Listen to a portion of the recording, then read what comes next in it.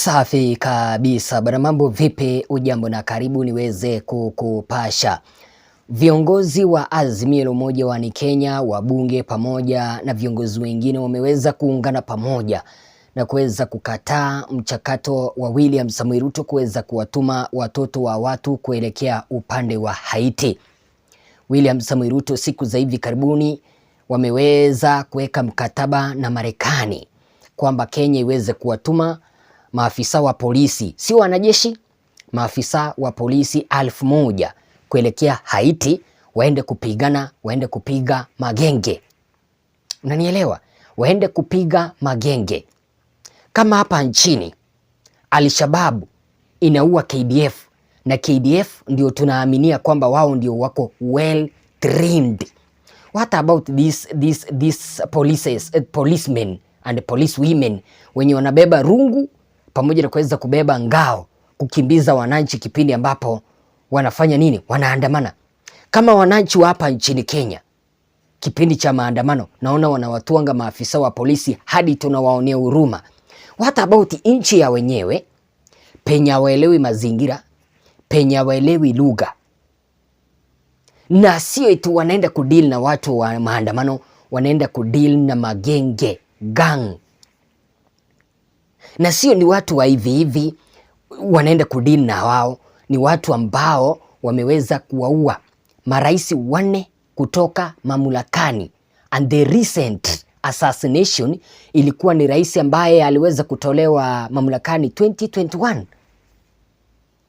And William Samoei Ruto and America are now sacrificing Kenyan policemen and women to Haiti in the name of exchange with money. William Samoei Ruto aliweza kupewa 14.8 billion, hatujaweza kukataa.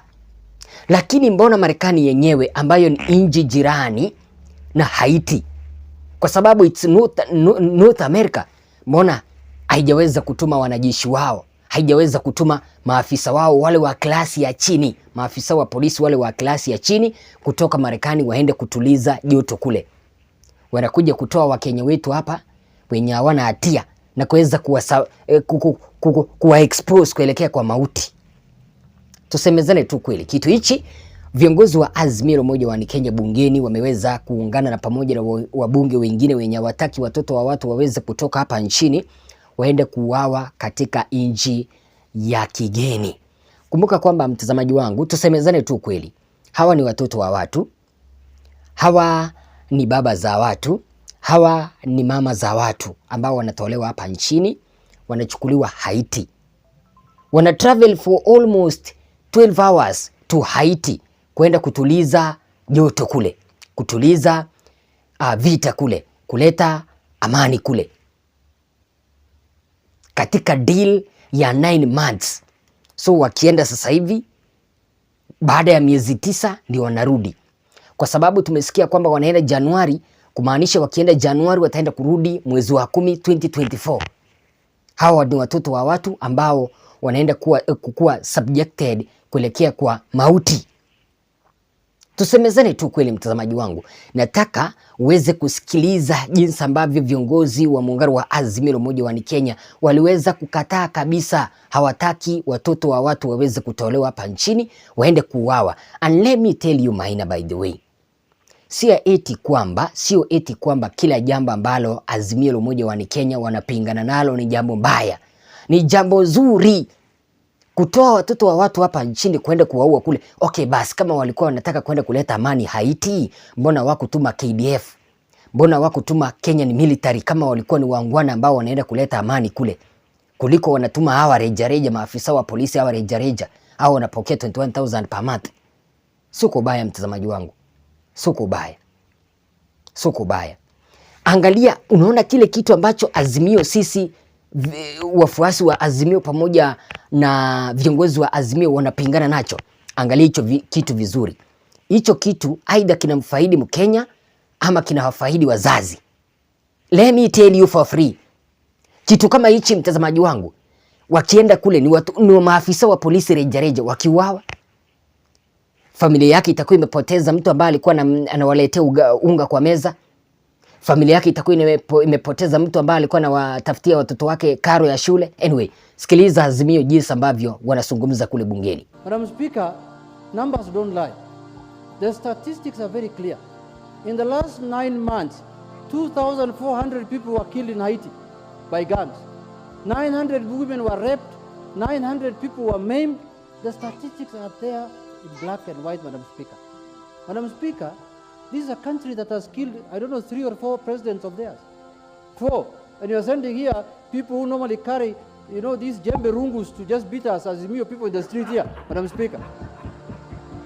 Madam Speaker, you think it is a business of jembe rungus in town here, there? Madam Speaker, this is a serious matter, and I want to thank Honorable Oluoch for bringing it. Madam Speaker, this is a matter that requires deep thoughts, Madam Speaker. Look, as a neighbor, we are dealing with insurgents from Somalia on Al-Shabaab, and every day we are having casualties. The shores of Florida is just 2 hours from Haiti, Madam Speaker, by boat. 2 hours only by boat to Florida. Why are you not helping those people?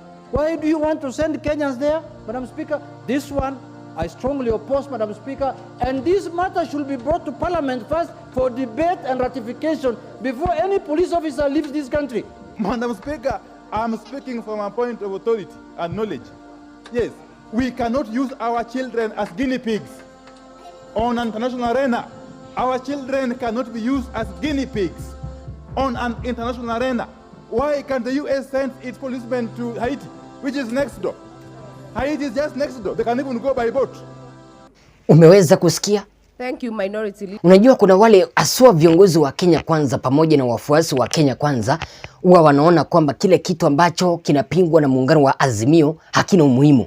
Wacha nikuambie, si eti kwamba kwa sababu Rais William Samoei Ruto na Rigathi Gachagua ndio wako serikalini kile kitu ambacho wanakisema ni cha ukweli. Hapana, kitu kingine kinahitaji kupingwa. Kitu kingine kinahitaji kukataliwa, kama hichi cha kuweza kuuza maisha ya watoto wengine kuelekea upande wa Haiti. Na si eti kwamba wanatuma wanajeshi, wanatuma maafisa rejareja wenye wanakimbiza Azimio, wenye wanakimbiza wafuasi wa Azimio wakiandamana hapa nchini. Sio wafuasi wa Azimio peke yake, wanakimbiza wa Kenya kipindi ambapo wanaandamana hapa nchini. Alafu kipindi ambapo viongozi wa Azimio la Umoja wa Kenya bungeni wanapingana kabisa na hatua hii ya William Samoei Ruto kuweza kuwauza watoto wa wenyewe kuelekea Haiti, Kimani Ichung'wah, kiongozi wa wengi bungeni, anasimama na kuweza kusema kwamba eti ni vizuri wanatuma maafisa wa polisi, alisema jina gani lile?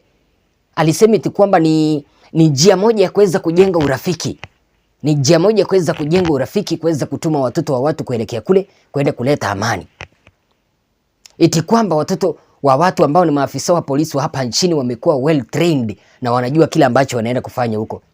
Na sio eti wanaenda kupigana na watu ambao wako na ujuzi wa kupigana, wanaenda kupigana na watu rejareja, ndio maana wakaweza kutuma maafisa wa polisi, wala sio jeshi. Na nielewa mtazamaji wangu.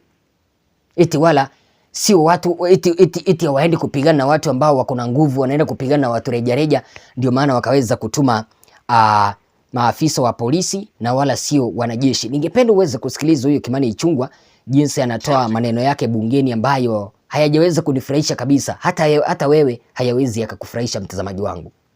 Thank you, Honorable Speaker. Let me thank the member for Mathare, Honorable Anthony Oluoch, for that general statement, which I must commend him because it was done in a rather professional manner, not in a manner to disparage our officers, not in a manner that is unpatriotic, as the leader of minority and the minority whip have endeavored to show their unpatriotism in disparaging our officers, our sons and daughters in uniform. And Honorable Speaker, we also can't use this floor to discuss a friendly nation like the United States of America, unless we have a substantive motion that has been brought. And I believe the statement by Honorable Anthony Oluoch had nothing to do with the state of the United States. Therefore, even to be imputing improper motive on the United States or indeed our officers who are being deployed in parts of the world. And we are part of the global world and the nations of this world, Honorable Speaker. And I've heard what the Honorable Junet is asking, that they share borders, of course, with other countries. Yes. Just like the Kenyan state does not share a border with the Democratic Republic of Congo. And our officers are there, with the approval of this House. Therefore, Honorable Speaker, if we are part of the community of nations, we must act as part of that community of nations. Today it is Haiti. Who knows? Tomorrow could be one of our neighbors. Could be us. If we allowed Honorable Junet and Honorable Pio Andai to continue with the reckless civil riots that we saw them engage in earlier this year. That is how countries degenerate to become what Haiti is today. And therefore, being part... Unajua, wacha nikuambie hili. Unasikia hicho kinye huyu Kimani Ichung'wah anasema kwamba civil riots whereby he has referred to huyu Honorable Junet Mohamed and Opiyo Wandayi. Anasema eti kwamba ni yale maandamano ambayo walikuwa wanaandaa mwezi wa 3. Anasema kwamba hayo yalikuwa ni mapigano, na iwapo wangeweza kuwaruhusu muungano wa AZIMIO na Umoja wa Kenya waweze kuendeleza mapigano, huenda taifa hili lingekuwa kama Haiti jinsi ambavyo lilivyo. Umeweza kusikia jinsi ambavyo mjamaa anataka kuruhusu watoto wa watu waweze kutoka hapa nchini waweze kuelekea Haiti kwenda kuuawa kule. To the global community of nations, Honorable Speaker, we must be patriotic enough to support our men and women in uniform. Honorable Speaker, that does not mean that if we are sending our sons and daughters to a faraway country, Honorable Speaker, to serve in the community of nations, the best we can do is to encourage them, not to instill and sell fear to them and their families. That is the height of unpatriotism. That is the height of being reckless as leaders.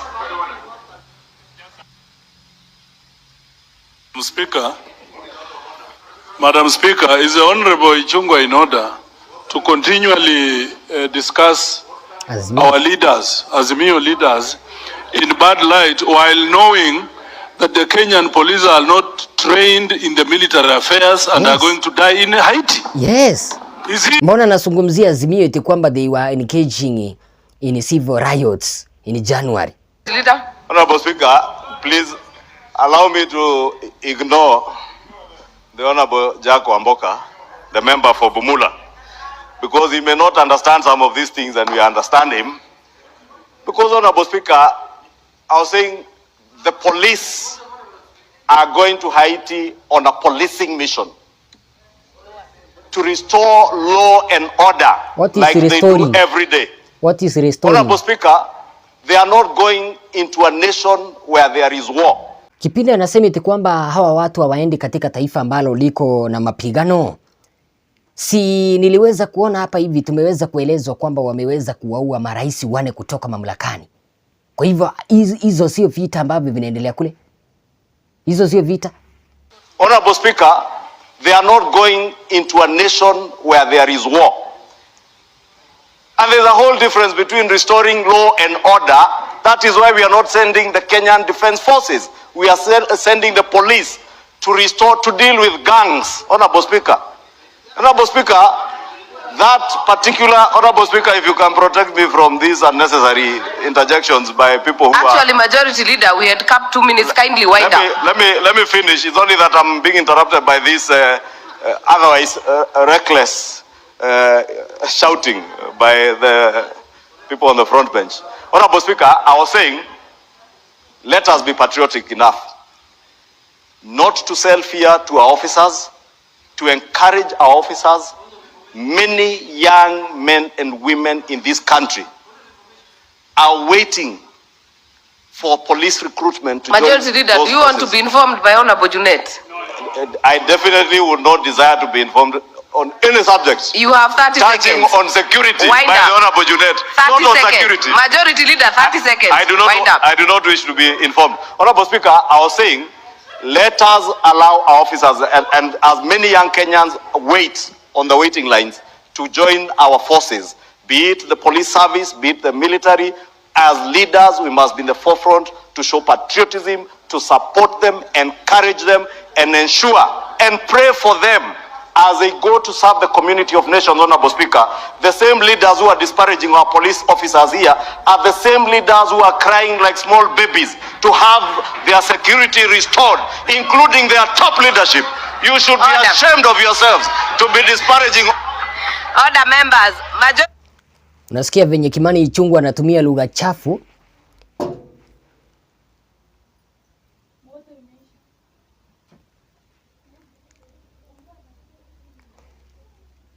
Unasikia venye Kimani Ichung'wah anatumia lugha chafu kipindi ambapo anaambiwa kwamba maafisa wa polisi wanaenda kuuawa upande wa Haiti.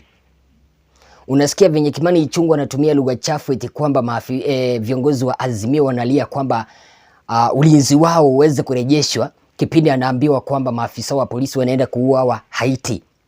Kwani maafisa wa polisi hawa rejareja ndio wanachunga viongozi wakubwa? Si ni GSU, mtazamaji wangu? Anyway, wazo lako mtazamaji ni lipi baada ya kuweza kuyasikia haya kutoka bungeni? Sema nasi na rejea na mingi zaidi.